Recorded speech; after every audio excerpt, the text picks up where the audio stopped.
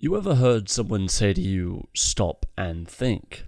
It's a line that can inspire irritation, calm, melancholy, hope, fear, and most obviously, contemplation. It's a term that I think is more than just a fragmented juncture of a lexicon, and more a feeling. To stop for even a single moment and genuinely consider, which may be a gateway to a great conjunction of swelling emotion, and to me, this feeling has never been captured, or shall I say sculpted, quite as beautifully as it was in Auguste Rodin's The Thinker.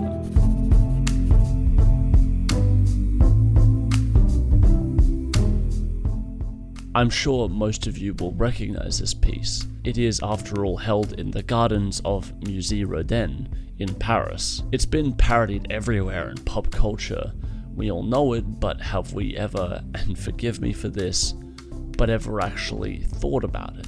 First known as The Poet, sculptured in 1880, standing at 70 centimeters, but later enlarged in 1904 to be 1.89 meters tall, as the representation of Dante, the author and self-insert protagonist of the Divine Comedy, possibly to represent Dante looking at his work, how Dante carved, in the literary sense, the circles of hell, and through the imagination of his book, his travels through said circles. He is a tortured soul after his journey through, well, hell.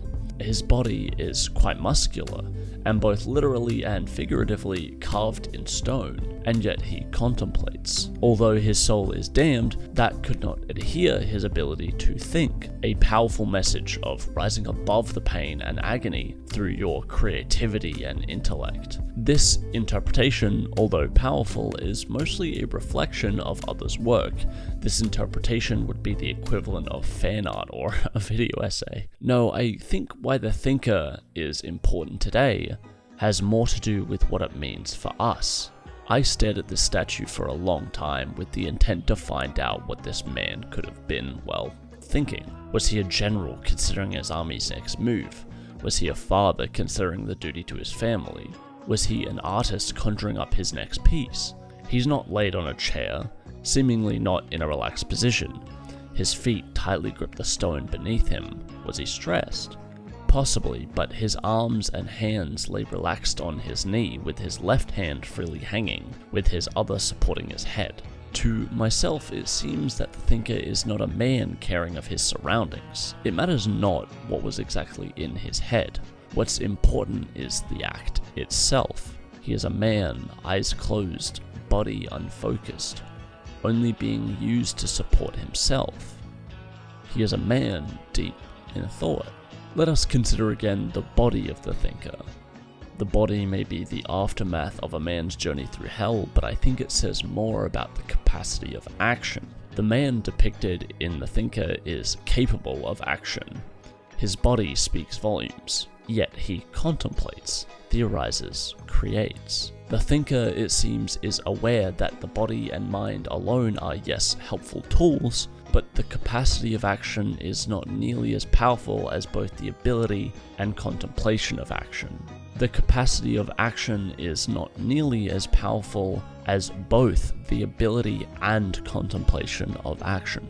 Consider that in analyzing the thinker, we mustn't actually predict his thought or where he was or even who he was. The thinker is a sculpture that invites us into his practice. The sculpture is a piece that wants us to be connected in body and mind, to have the capacity of action, but consider our action too. After being absorbed into this piece that has buried itself in today's culture as one of art's greatest achievements, I wonder if the man carved from stone by Rodin is simply inviting us to stop and think.